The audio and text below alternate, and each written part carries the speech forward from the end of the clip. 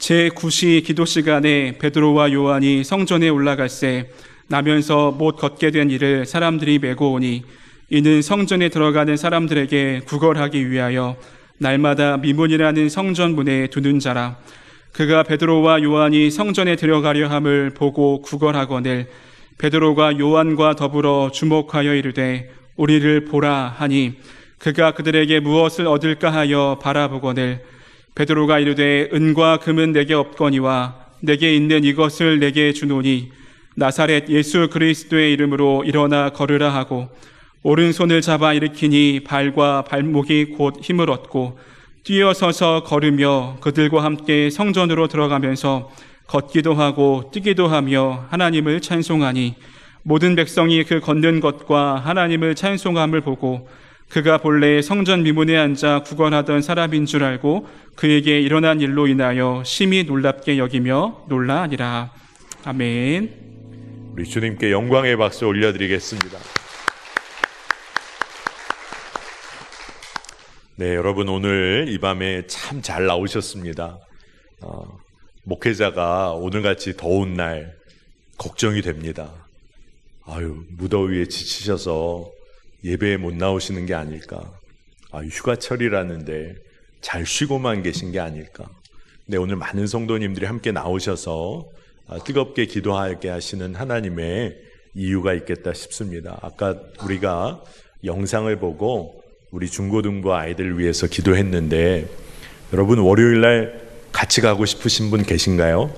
네, 여러분은 못 가십니다. 네, 그런데 기도하실 수 있으세요. 월요일부터 수요일까지 우리 아이들이 정말로 하나님 안에서 삶의 방향을 붙잡고 그리고 하나님 만나면 중고등학교 시절에 공부하는 거 기쁨이 되고 또 하나님의 꿈을 꾸는 것이 놀라운 힘과 능력이 될 줄 믿습니다. 정말로 우리 아이들의 삶이 변화되는 역사가 있기를 여러분 꼭 기도해 주시기를 바랍니다. 여러분 오늘 우리가 참 기도할 제목이 많은데 여러분 개인적으로 오늘 이 성령 집회에 나오시면서 오늘 꼭 이 기도의 제목을 하나님께 올려드려야겠다 그런 간절한 마음으로 나오신 분들이 계실 거예요. 오늘 여러분 예수님의 이름에 의지하여 마음껏 기도하시기를 축복합니다. 간절한 여러분 소원이 여러분 마음에 있으시다. 예수님의 마음을 구하며 여러분 간절히 기도해 보세요. 그러면 오늘 놀라운 역사가 있을 텐데 그것은 다름이 아니라 여러분의 기도의 제목이 바뀌는 역사가, 기도의 내용이 바뀌는 역사가 있게 되리라 믿습니다.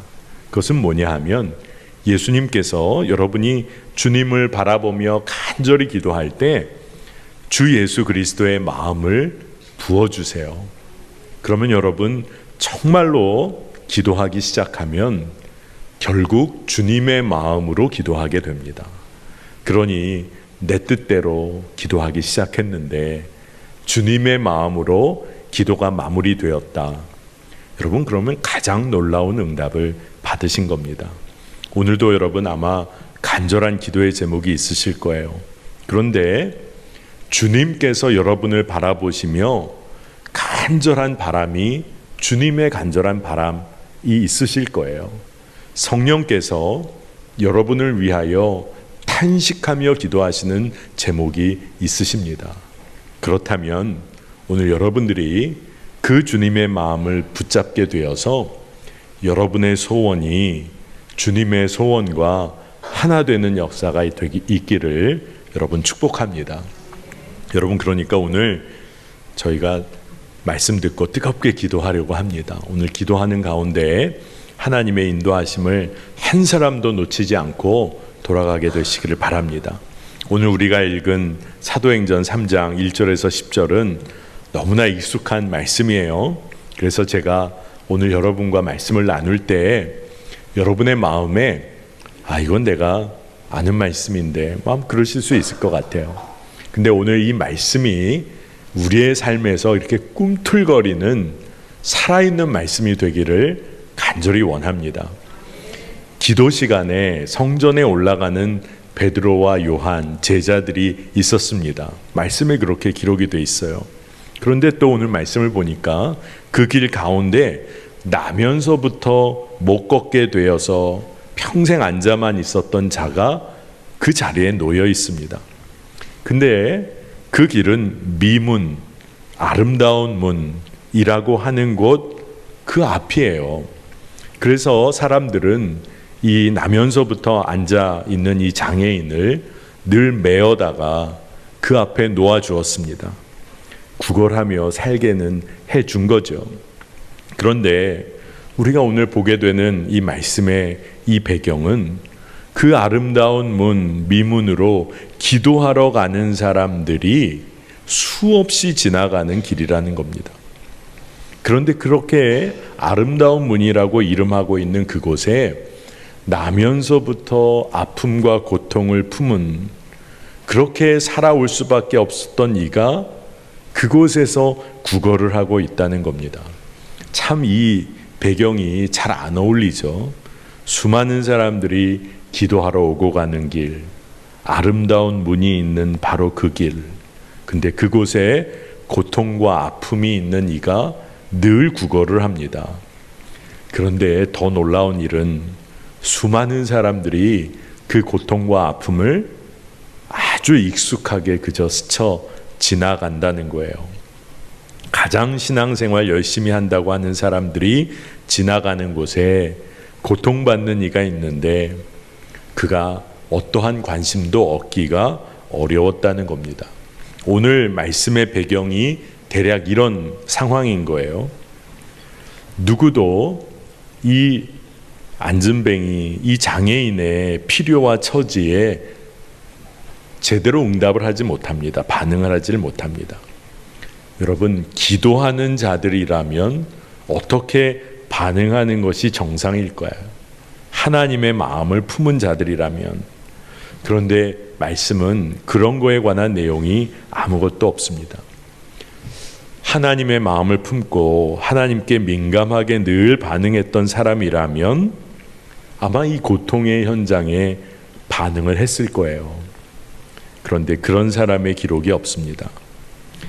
정말 주님의 마음을 알고 있는 자, 그런 사람들이 없었다는 이야기일 수도 있겠습니다. 근데 베드로와 요한이 그곳을 지나가는데 그 장애인이 구걸을 합니다. 그 구걸할 때 그 장애인은 어떻게 한 걸까요? 그냥 예전에 늘 그렇게 구걸하였듯이 한 거예요. 그런데 달라진 상황이 하나가 있습니다. 그것은 뭐냐 하면 예수님께 배운 제자들이 지나가고 있었다는 점이 다른 거예요. 예수님의 제자들이 지나가고 있었다는 겁니다. 그 당시에 예수님 당시의 제자들과 스승의 관계는 함께 먹고 자고 삶을 나누면서 배우는 거예요. 그러니까 삶으로 배운 제자들이 지나가고 있었다는 거예요. 근데 예수님의 제자들은 예수께서 나를 위해 생명을 내어주셨다, 이것을 분명히 이제는 믿고 사는 그런 사람들이었습니다. 그래서 예수님의 삶에서 주님을 따르는 삶이 무엇인지를 배운 사람들이 그 길을 걸어가게 되었다는 게, 이게 진짜 놀라운 일입니다. 여러분, 몸에 배어서 몸으로 배우게 된 것, 그런 것은 잊어버리지를 않게 됩니다. 여러분, 우리나라 이 공부라는 말은 몸으로 익혀서 알게 되었다라는 뜻을 그 밑바탕에 갖고 있어요. 여러분, 그러니까 몸으로 익힌다, 우리의 삶의 전 존재를 통해서 익히게 된다, 그러면 그건 절대로 잊어버리지를 않습니다. 여러분, 여기 피아노 치시는 분들 계실 거예요. 피아노 치시는 분들이 악보를 다 머릿속에 암기해서 치시는 경우도 있지만 연습을 하도 하다 보면 몸이 기억을 해서 연주를 하는 겁니다. 아마 여러분 여기 자전거나 수영 하실 수 있는 분 계시죠? 자전거 한번 배우면 평생 안 잊어버립니다. 나중에 비틀비틀 거리다가 다시 탑니다. 수영 한번 제대로 배우신 분 평생 수영 안 하다가 물에 빠져도 허우적거리다가 수영합니다. 몸으로 배운 것은 그렇게 힘을 가져요. 제가 어렸을 때 저희 할아버지로부터 참 많은 사랑을 받았습니다. 제가 어린 시절에 저희 아버님이 목회하시다가 일찍 돌아가셔서도 그랬을지 모르겠지만 제가 막내 손자로 참 많은 사랑을 배웠는데, 사랑을 많이 받았기 때문에 많이 할아버지가 저를 가르쳐 주셨던 것 같아요. 여러분, 여기 껌 씹는 거 좋아하시는 분 계십니까? 네. 혹시 지금 예배 중에 껌 씹고 계신 분 계십니까? 없으시죠? 네. 졸리시면 또 이렇게 씹으실지도 모르겠어요. 제가 아주 어렸을 때 껌을 씹으려고 제가 이렇게 껌 종이를 이렇게, 그 당시에는 껌 종이가 다 있었으니까 이렇게 풀러서 껌을 씹었나 봅니다. 그리고 이제 제가 그 껌 종이를 이렇게 버렸어요, 쓰레기통에. 근데 저희 할아버지께서 뭐라고 알려주셨냐면, 너 그 껌 다 씹고 어떻게 버리려고 하는 거니? 그래서 제가 그냥 버리려고 그랬다고 그냥 대답을 했던 것 같아요. 그랬더니, 그러니 네가 그 껌 종이를 그냥 버리지 말고 그걸 잘 접어서 주머니에 꼭 넣어라. 그리고 껌을 다 씹고 뱉어서 버릴 때 그 껌 종이에 싸서 버리라는 겁니다. 제가 듣고 보니까 일리가 있어요, 그 어린 마음에. 아, 그렇구나. 그래서 제가 요새 껌 씹게 되면은 그런 껌종이가 이렇게 나오는 껌종이는 어떻게 할까요? 지금도 제가 잘 접어서 주머니에 넣었습니다. 그리고 제 아들에게 가르쳤을까요? 안 가르쳤을까요? 가르쳤죠. 껌종이. 그래서 물론 요즘은 껌종이 안 나오는 그런 껌들도 많지만 껌종이는 꼭 제 주머니에 들어가 있습니다. 참 놀랍죠. 정말 그렇게 배운다는 게요. 저희 할아버지가 저를 이렇게 대중 목욕탕에 이렇게 자주 데려가셨던 것 같아요. 근데 거기서 요즘은 또 다르지만 물을 트는 법을 알려주시는 거예요. 꼭 찬물부터 틀라는 겁니다. 그리고 더운 물을 틀면서 조절을 해야 물에 대지 않는다고 말씀을 해주셨어요. 제가 그 이야기를 듣고 너무 재밌더라고요. 이것부터 하고 이것부터 하고. 근데 제가 어느 곳에 가서 찬물, 뜨거운 물이 이렇게 따로 돼 있는 것이 있으면 제가 어느 것부터 틀까요? 늘 찬물부터 틉니다. 참 그게 신기할 정도예요. 정말로 우리의 몸에 익혀진 거, 삶으로 배우게 된 거, 그거는 변하지 않고 계속되는 것을 봅니다. 이건 그냥 간단한 예입니다. 그런데 제가 여러분들에게 꼭 드리고 싶은 말씀은, 예수님의 제자들이 예수님의 삶을 배운 거예요. 예수님의 말씀을 삶으로 배운 거예요. 그 제자들이 지금 장애인의 그 삶 앞에 지나가게 됩니다. 그러니 예수님이시라면 그렇게 하셨을 일을 제자들이 한다는 거예요. 사도행전 3장 4절입니다. 베드로가 요한과 더불어 주목하여 이르되 우리를 보라 하니. 이 말씀의 초점 중에 하나는 뭐냐 하면 그들이 주목하였다는 겁니다. 주목하여 말하였다는 겁니다. 베드로와 요한이 외적인 조건 하나도 보지 않았어요. 그 사람의 형편과 처지를 잘 살핀 겁니다. 그리고 그 존재에 주목했어요. 예수님이시라면 아마 그렇게 하셨겠죠. 바로 그 한 사람을 보았습니다. 예수님의 제자였기 때문에 그럴 수밖에 없는 거죠. 삶으로 배웠으니까. 저희 매화교회에서는 그런 분들이 그냥 다 그러실 줄 믿습니다.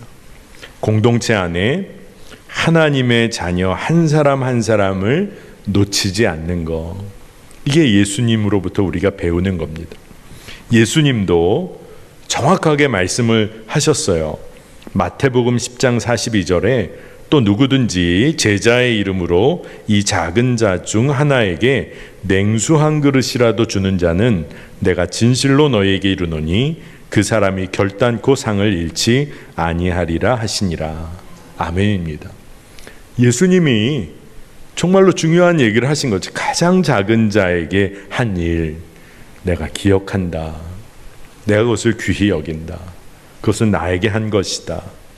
작은 자를 향한 내 마음을 너희들이 놓치면 안 된다. 그래서 베드로와 요한은 너무나도 분명하게 주님께 배운 대로 그 앉아있는 그 안진뱅이 장애인을 지나치지를 않았습니다. 그런데 그때 바로 그 안진뱅이가 베드로와 요한을 바라보게 됩니다. 그런데 이 장애인은 무엇을 얻을까 바라봐요. 왜냐하면 주변의 사람들이 그를 구걸하는 자로 늘 바라봐 왔습니다. 소망 없는 자로 늘 바라봤어요. 정말 자신의 존재를 그냥 구걸하는 사람으로 다른 사람들이 다 그렇게 바라보니까 이제 자기 자신을 스스로도 구걸하는 자로 여긴 거예요. 그러면서 다른 사람들을 바라볼 때는 그저 저 사람들은 나에게 돈을 보태줄 사람일지 모르겠다.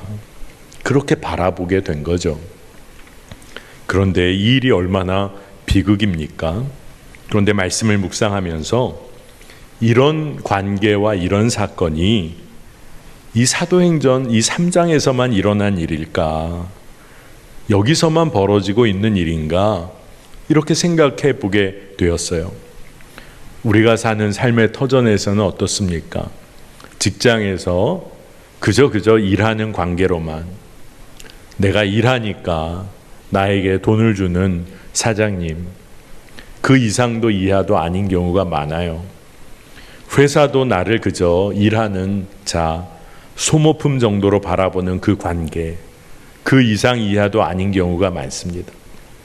우리 삶 가운데 우리가 그저 세상이 정해놓은 관계 가운데 빠져 살 때가 있다는 거예요. 요즘에 학교에 교사와 학생과의 관계가 너무나 무서울 정도로 변해 있는 그런 뉴스들을 접합니다. 세상이 정말로 그런 관계로 우리를 빠뜨려 놓는 거죠. 정말로 무서운 그런 관계입니다. 오늘 말씀을 보면 무엇을 좀 얻을까 바라본 자에게 베드로와 요한은 주목합니다. 그를. 그리고 그에게 전혀 다른 반응을 한다는 거예요. 오늘 우리 이곳에 모인 성도님들에게 제가 믿음의 도전을 꼭 하고 싶은 것이 바로 이것입니다. 세상적인 관계에서는 당연히 이럴 거야. 세상적인 관계에서는 당연히 이렇게 해야지. 그런데 믿음으로 하면 어떻게 해야 하는 걸까? 예수 그리스도를 믿는 믿음으로는 내가 어떻게 해야 하는 걸까?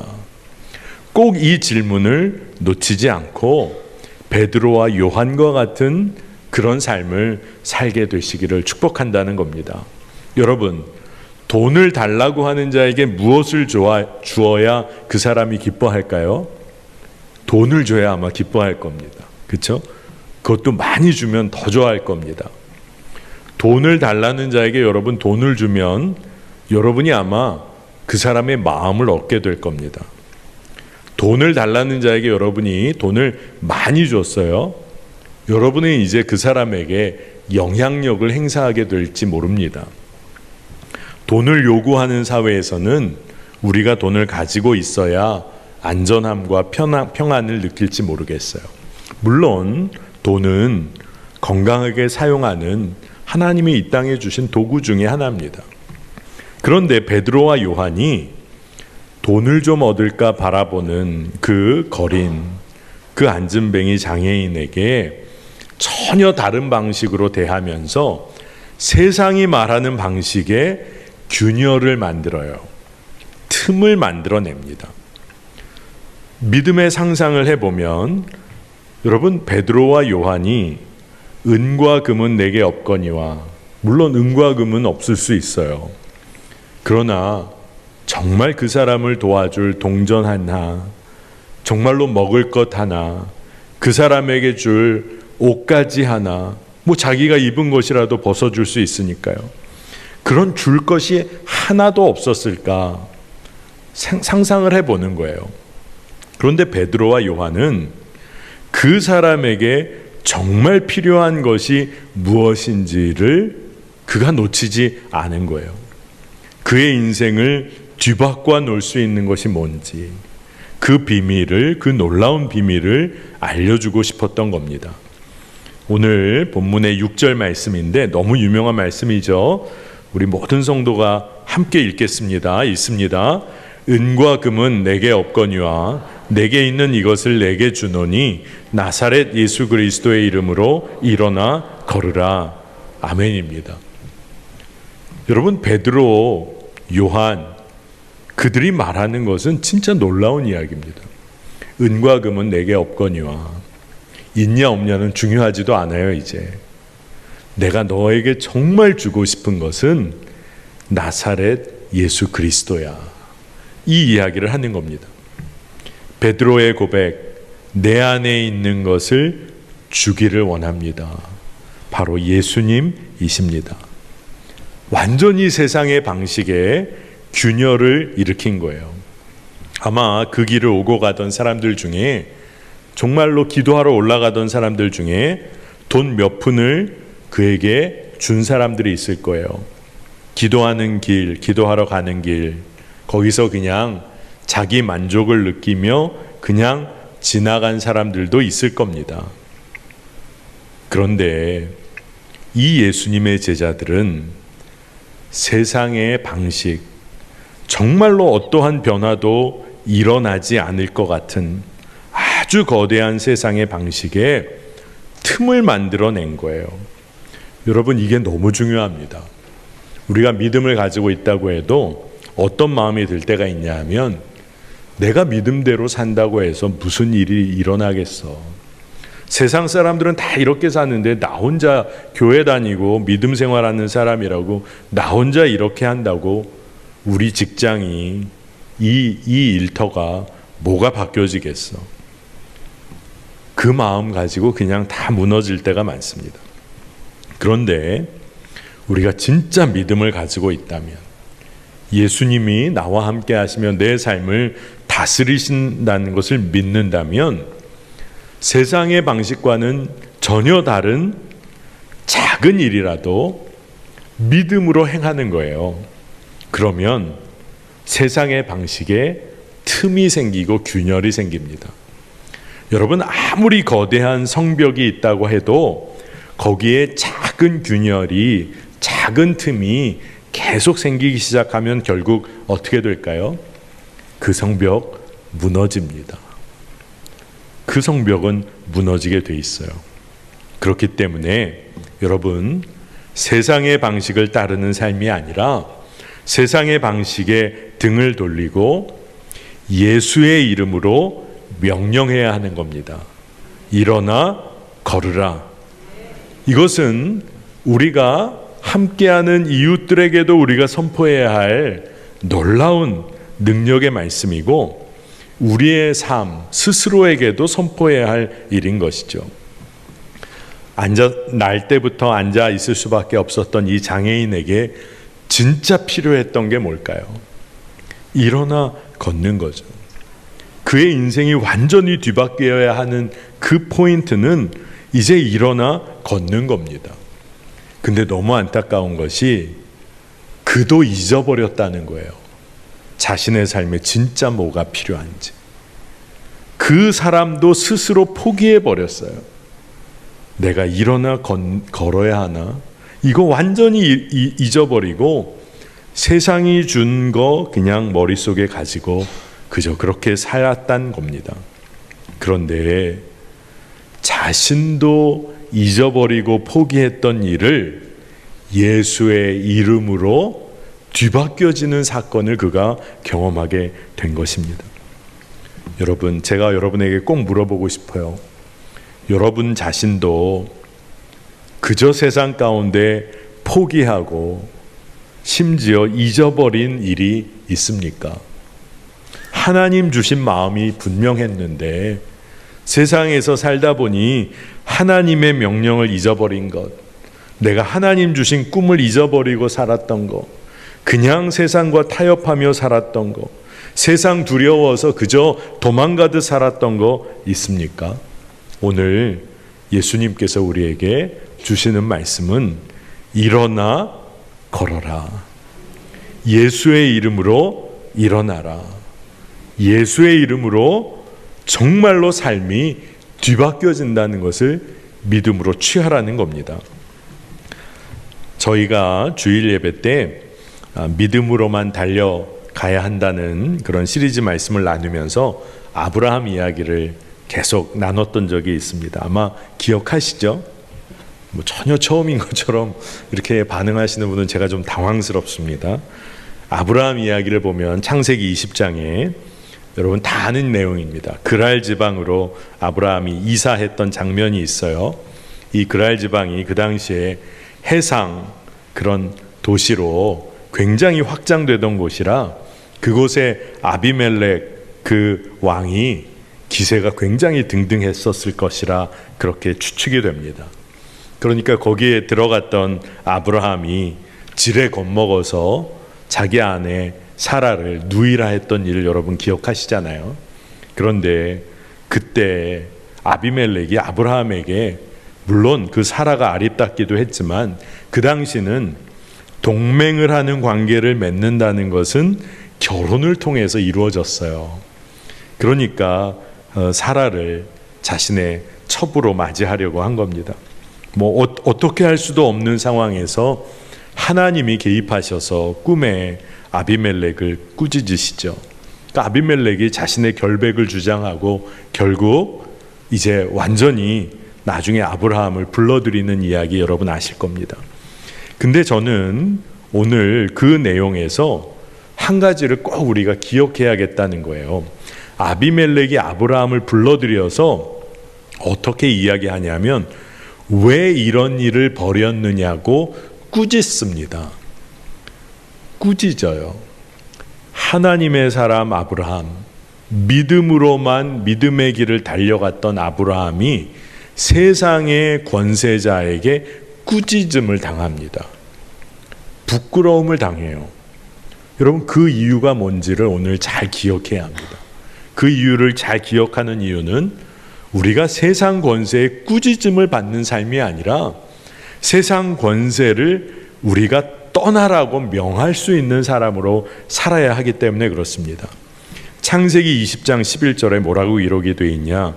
아브라함이 가로되 이곳에서는 하나님을 두려워함이 없으니 내 아내를 인하여 사람이 나를 죽일까 생각하였으며. 뭐죠? 이 그랄 지방 이방 사람들이 하나님을 모르고 하나님이 여기 계시지 않을 것 같아서 내가 두려웠다는 거예요. 아브라함이 하나님과 함께 믿음의 길을 걷는다는 것은 의심하지 않았지만 이 이방 사람들에게도 하나님이 역사하시나 막 이거 헷갈린 겁니다. 아무리 강성한 이방 사람들도 하나님의 통치 안에 있다는 것을 이 아브라함이 잊어버린 거예요. 잊어버렸다기보다는 그 믿음이 흔들린 겁니다. 그때 그가 두려워 정말로 세상의 방식대로 행한 거예요. 그때 세상 권세에 꾸짖음을 받게 됩니다. 저희 교회 성도님들 전도 열심히 하시잖아요. 우리가 전도를 할 수 있는 힘이 뭘까요? 정말 하나님이 하실 것이다. 예수의 이름만 우리가 들려줘도 하나님은 하실 것이다. 이 믿음으로 우리가 전도합니다. 그런데 우리의 마음에 전도할 수 있을까? 저 사람이 내가 전도할 때 내 얘기는 듣기나 할까? 나를 이상한 사람 취급하진 않을까? 하나님의 역사를 의심하기 시작하면 두려워 전도하기 어렵습니다. 마음이 움츠러들어서 전도하기 어렵습니다. 문제는 하나님이 다스리시고 통치하신다. 이거를 잊어버리고 믿지 못하면 흔들리는 거죠. 왜 아브라함이 세상 사람들에게 이렇게까지 부끄러움을 당했습니까? 그의 패배의식 때문에 그래요. 그가 그랄 지방에 들어갈 때 이미 게임은 끝났습니다. 그가 이미 세상에 지고 들어간 거예요. 창세기 20장 13절을 보니까 하나님이 나로 내 아비집을 떠나 두루 다니게 하실 때에 내가 아내에게 말하기를 이후로 우리의 가는 곳마다 그대는 나를 그대의 오라비라 하라. 이것이 그대가 내게 베풀 은혜라 하였었노라. 이 말씀 보니까 아브라함은 이미 마음을 세상에 다 내어줬어요. 그리고 완전히 패배의식에 사로잡혀 있었습니다. 왜 하나님이 아브라함을 두루 다니게 하셨을까요? 하나님의 통치하심과 살아계심을 증거하라는 것이죠. 네가 어느 곳에 있든지 하나님께서는 하나님의 백성을 포기하지 않으신다. 그런데 아브라함은 하나님을 너무 쉽게 미리 포기를 하고 만 것입니다. 오늘 제가 아브라함의 이야기를 다시금 여러분과 나누는 것은 우리가 세상 가운데 세상의 방식 앞에서 지레 겁을 먹고 포기할 때가 있다는 거예요. 지레 겁먹고 도망갈 때가 있다는 겁니다. 그런데 하나님께서 우리의 그 모습을 보실 때 마음이 어떠실까요? 하나님은 여전히 살아 우리 삶 가운데 통치하고 계시고 세상의 모든 것을 주관하고 계시는데 세상 권세 무서워 지레 도망가고 지레 그 영적 전쟁에서 도망가고 있는 우리의 모습을 보시는 하나님의 마음이 어떠실까요? 여러분, 우리가 정말로 깨어나야 하는 것입니다. 부모가 어린 자녀가 달리기라도 하다가 넘어지면 부모 마음이 너무 아프죠. 너무 아프지만 또 한편으로는 어떤 마음이 들까요? 그래도 다시 털고 일어나 달렸으면 하는 부모의 또 두 가지 마음이 있어요. 가서 그저 안아만 주고 싶은 마음도 있지만 일어나 다시 달려라, 힘을 내라, 끝까지 한번 달리라는 그런 마음이 들 때가 있는 것이죠. 자, 오늘 우리가 잘 봐야 합니다.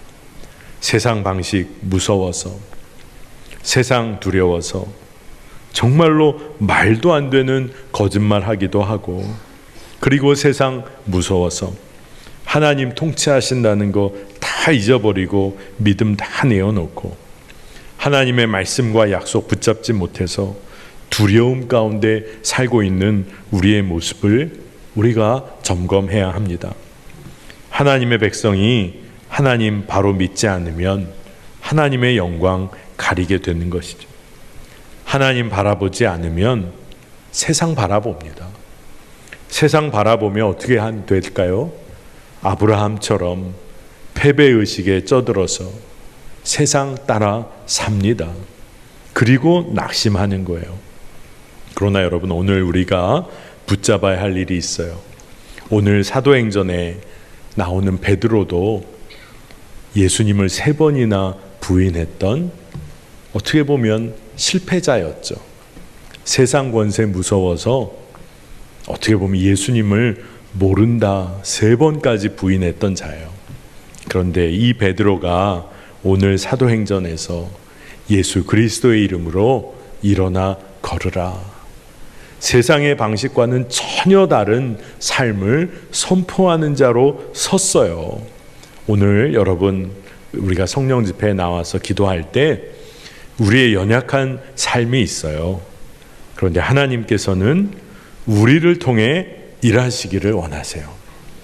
그렇게 말도 안 되게 거짓말하고 세상 권세에 꾸짖음을 들었던 아브라함이 그가 아비멜렉 가정을 위하여 축복하며 중보기도 하는 역할을 합니다. 그래서 아비멜렉 가문의 태문 닫혔던 게 열리게 되잖아요. 하나님은 그렇게 넘어지고 실패한 아브라함을 사용하셨어요. 3번 부인했던 베드로도 사용하셨어요. 여러분, 그러면 하나님은 우리를 사용하기 원하실까요? 안 원하실까요? 하나님은 우리를 너무나 사용하기를 원하세요. 그리고 우리가 하나님의 자녀라는 것을 드러내며 살기를 원하세요. 여러분, 자녀 자랑하고 싶은 우리 부모님 여기 계십니까? 가서 누구 엄마 아빠라고 막 얘기하는 거죠. 자녀 자랑하게 될 때. 그런데 자녀들은 또 어떻게 하는 게 정상이에요? 누구누구 아들입니다. 누구누구 딸입니다. 그렇게 이야기하게 된다는 것은 진짜 놀라운 은혜고 축복인 거예요. 여러분, 하나님의 백성 그리고 하나님의 자녀임을 우리가 잊지 않을 때 우리는 세상 가운데서 담대할 수 있어요. 그리고 세상의 방식 따라가지 않고 하나님만 의지하고 하나님 안에서 소망을 붙잡는 겁니다. 내 안에 주님이 역사하시니 두려울 이유가 없는 거예요. 주님의 마음으로 다른 이들을 바라보며 다른 이들 마음껏 섬길 수가 있는 겁니다. 그래서 우리가 두려워하지 않아야 합니다. 세상 두려워하지 않아야 합니다. 제가 이 중고등부 학생들이나 청년들에게는 쫄지 않아야 한다고 얘기합니다. 두려워하지 않아야 합니다. 제가 아까 할아버지 이야기를 했는데 아마 여러분 이 이야기 들으셨던 분도 계실 거예요. 제가 저희 할아버지 은퇴하신 다음에 기도하신 이후에 내가 교회법으로는 은퇴했지만 하나님 부르시기 전까지는 목회자로 그 사명을 감당해야 되니까 하시면서 제 어린 시절 기억에 은퇴하신 이후에 기도원에서 오래 기도하시고 내려오셔서 교회를 개척하셨어요. 그러니 참 이것도 그래서 예전에 극동 아파트라고 있었는데 그 극동 아파트 지하 방 하나를 얻으셔가지고 거기서 교회를 개척하셨습니다. 그래서 조그만 이런 방인데 거기 방석 깔고 늘 거기 새벽마다 걸레질도 하시고 새벽 예배 이렇게 하셨던 기억이 있으세요? 주보 인쇄를 하는데 50부 이상만 인쇄소에서 받아줘서 처음에 개척하자마자 성도가 많지 않은데 늘 50부씩 주보 인쇄를 하셨던 것 같아요. 그래서 주중에 영동시장이라는 곳에 가서 그 인쇄소에서 이렇게 인쇄를 주보를 해오셨습니다. 근데 제가 거기 자주 따라다녔던 것 같아요. 그래서 시장 가서 할아버지랑 탁구도 치고 맛있는 것도 사 먹고 이렇게 돌아오던 그런 기억이 있습니다. 근데 하루는 지금은 그 길이 이제 강남대로인데 그 길 옆을 지나가고 있는데 차도로 어떤 아이가 아마 배구공이었나 축구공이었나 공 하나를 이렇게 잘못 큰 도로로 들어온 거죠, 공이. 근데 버스가 지나가면서 그 공을 터뜨렸나 봐요. 제 어린 시절 기억이 너무나 큰 소리가 이렇게 들렸습니다. 그래서 제가 정말 깜짝 놀랐던 기억이 있어요. 근데 저희 할아버지께서 저에게 괜찮냐, 뭐 너 너무 놀랐지 이러신 게 아니라 뭐라고 하셨냐면 우영아, 의인은 놀라지 않는 법이다. 그렇게 말씀을 하셨어요. 제가 어린 시절이지만 굉장히 당황했던 기억이 있습니다. 어떻게 그런 얘기를 하실 수 있을까? 그때 제가 정말 어렸었거든요. 근데 제가 지금 목회하면서 그 이야기는 아직까지도 기억이 납니다. 그래, 의인은 놀라지 않는 법이지. 제가 집에서도 집에 있다 보면 깜짝 놀랄 일들이 있잖아요. 뭐 소리가 들린다든가 무슨 물 올려놨던 게 갑자기 막 끓어오르는데 모르고 있다 깜짝 놀랄 때가 있어요. 그래서 제 처가 깜짝 놀랄 때 제가 늘 제 처에게 얘기해 줍니다. 의인은 놀라지 않는 법이야. 그러면 그냥 웃고 다 넘어가더라고요. 놀랄 만한 일도. 여러분, 의인은 놀라지 않는 법입니다. 여러분 진짜 그 이야기 기억하세요. 우리가 하나님 앞에 살아가는 하나님의 자녀예요. 자녀다운 삶을 살고 있다. 내가 예수님의 제자다. 예수님의 말씀, 예수님의 삶에서 배운 대로 내가 살아가고 있다. 내가 사랑하고 용서하는 삶을 살고 있다. 여러분 그렇다면 여러분 두려워하지 마세요. 세상 두려워할 이유가 하나도 없습니다. 말씀에 의인은 두려워하지 않는다. 제가 어린 시절부터 이 말씀이 마음에 새겨졌어요. 물론 두려울 만한 일이 틈타올 때가 있죠. 그때 고백을 하는 거예요. 의인은 두려워하지 않는다. 하나님이 통치하신다. 하나님 살아계시다. 예수님 내 안에 살아 역사하신다. 여러분, 오늘 베드로와 요한이 평생 앉아 지낼 수밖에 없었던 그 장애인에게 예수 그리스도의 이름에 의지하여 일어나 걸으라 선포합니다. 아마 그 사람이 얼마나 황당하게 들었을지 몰라요. 그런데 예수의 이름에 능력이 있습니다. 예수의 이름으로 선포할 때 놀라운 일이 일어납니다. 우리가 두려워할 이유가 없어요. 우리가 하나님의 자녀인데 예수 그리스도의 십자가 보혈로 그 보혈 의지하여 우리가 의롭다 여김을 받았는데 죄의 권세로부터 완전히 자유함을 누리게 되었는데 우리가 오로지 해야 할 일은 감사와 찬양밖에 없어요. 그 은혜를 누리는 것입니다. 평생 앉아 살아왔지만 이제 일어나게 된 자가 오늘 말씀을 보니까 그가 걷고 뛰며 하나님을 찬송합니다.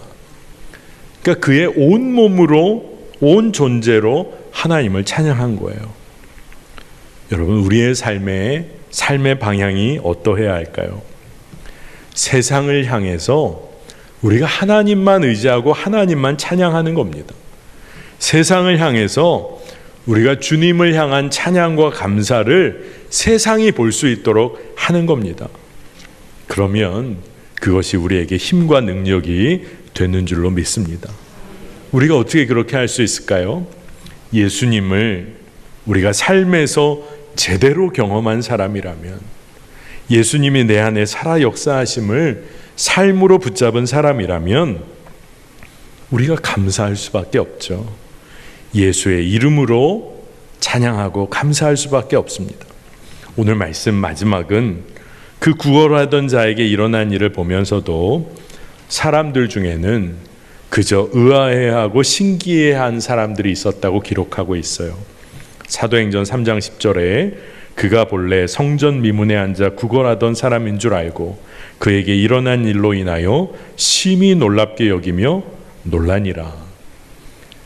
같은 기적을 봐도 그저 놀라고 신기해하는 정도에 머무는 사람이 있고, 이 일을 보고 하나님을 찬양하며 삶으로 주의 이름을 높여드리는 이가 있음을 보게 됩니다. 여러분, 우리가 어떤 길에 서 있습니까? 오늘 말씀은 우리에게 우리의 삶의 무너진 곳에서 예수의 이름으로 일어나라고 말씀하고 계세요. 때로는 우리 스스로도 잊어버리고 있는, 세상이 그저 우리에게 너는 그 자리에 있는 거 맞아, 너는 그렇게 살아야지, 절망 정도가 아니라 그냥 세상이 우리에게 가르쳐줘서 그 삶이 나에게 너무 익숙해져 버린 바로 그곳, 진짜 절망의 자리인 거죠. 그 자리에서 예수의 이름으로 일어나라고 말씀하고 계신 거예요. 여러분, 오늘 주님께서는 우리의 삶 그 자체에, 우리의 존재에 주목하십니다. 베드로와 요한이 평생 앉아 있었던 그 장애인의 삶에 주목했어요. 예수님께 배운 겁니다. 그러니 예수님은 오늘 밤 우리의 삶을 주목하고 계세요. 그리고 그 예수님은 예수님 당신을 우리에게 완전히 내어주셨습니다, 이미. 그러니 우리가 누려야 할 것, 예수님이신 거예요. 예수님을 바라보며 우리 안에 살아 역사하시는 주님을 오늘 우리가 누려야 합니다. 정말로 그것을 우리가 붙잡게 되기를 축복합니다. 오늘 예수의 이름으로 우리가 정말 일어나야 할 절망의 자리가 있다면 오늘 성령께서 일하실 거예요. 여러분의 가정에, 여러분의 기업에 이와 같은 일이 있다. 오늘 예수의 이름을 선포하세요. 그리고 담대히 일어나는 겁니다. 세상 두려워하지 않고 예수님만 의지하면 주께서 오늘 분명히 일하실 줄을 믿습니다.